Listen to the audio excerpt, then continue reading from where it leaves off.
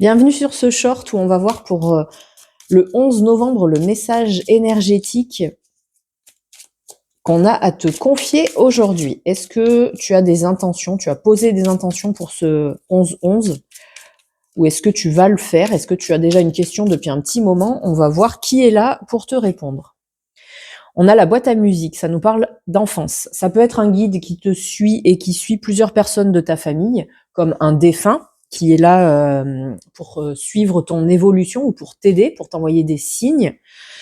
Et on va voir le message justement, peut-être en rapport avec des signes que tu as vus, une question que tu as posée, une envie que tu as, un projet.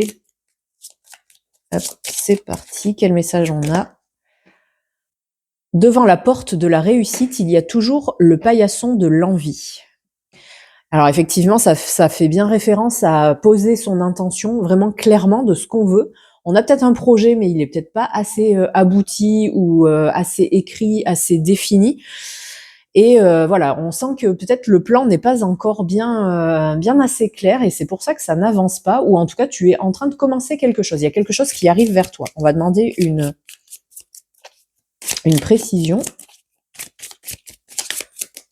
Qu'est-ce qui arrive vers toi, pour toi, que tu l'aies demandé ou non?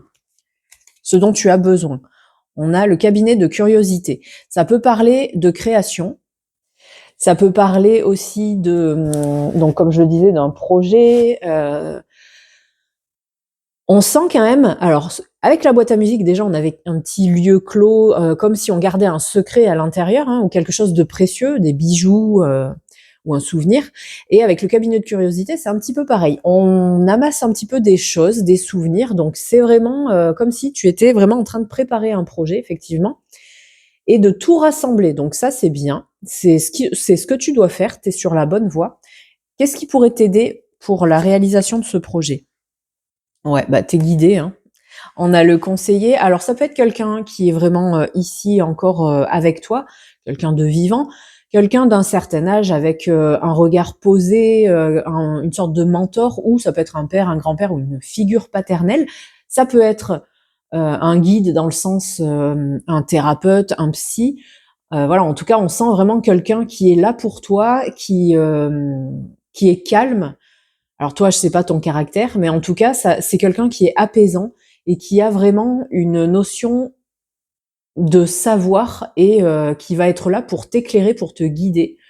Donc ouvre ton esprit si c'est quelqu'un vraiment, un guide ou un défunt.